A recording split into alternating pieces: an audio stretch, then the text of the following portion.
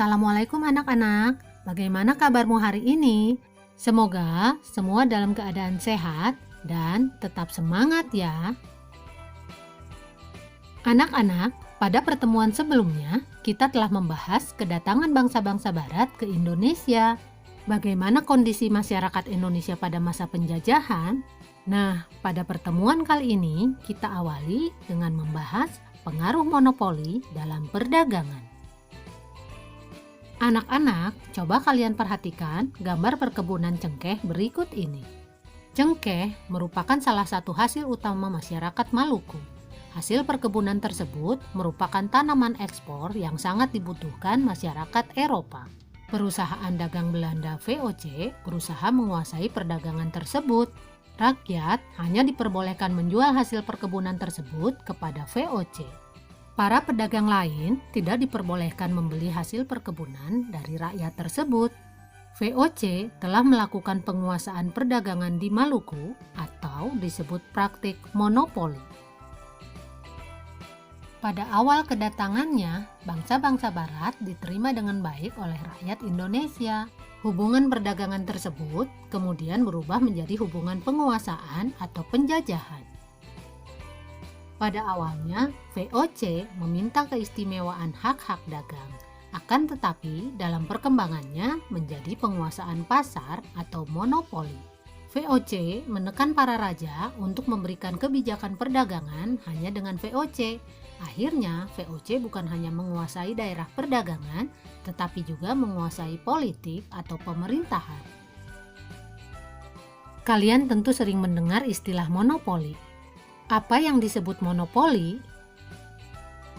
Monopoli adalah penguasaan pasar yang dilakukan oleh satu atau sedikit perusahaan.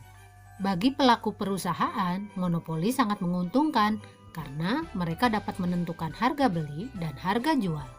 Sebagai contoh, pada saat melakukan monopoli rempah-rempah di Indonesia, VOC membuat perjanjian dengan kerajaan-kerajaan di Indonesia.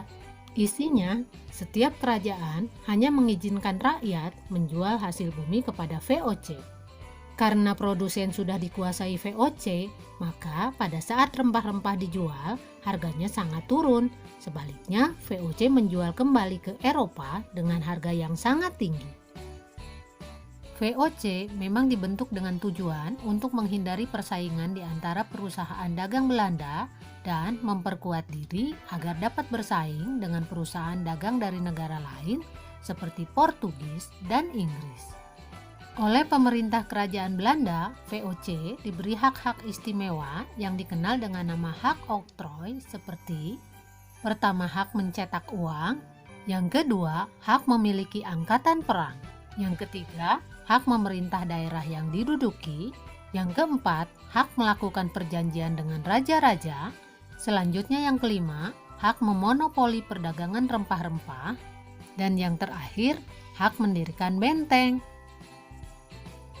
Tentu kalian bertanya, mengapa kerajaan-kerajaan di Indonesia membiarkan VOC memonopoli perdagangan? Semua itu terjadi karena keterpaksaan.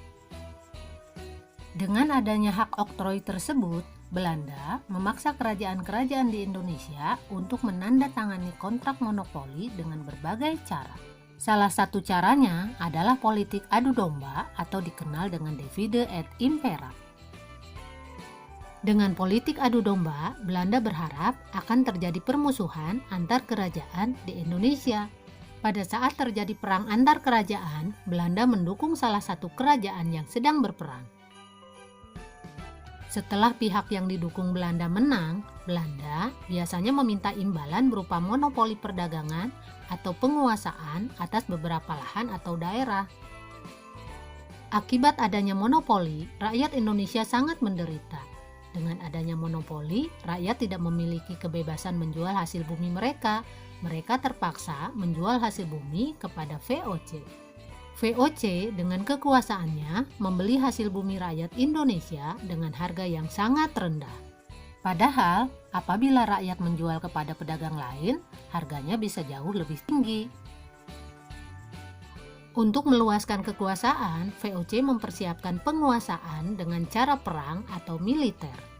Beberapa gubernur jenderal seperti Antonio van Diemen, Johan Matsuyker, Rijklof van Guns, Cornelis Jenson Spilman merupakan tokoh-tokoh peletak dasar politik ekspansi VOC.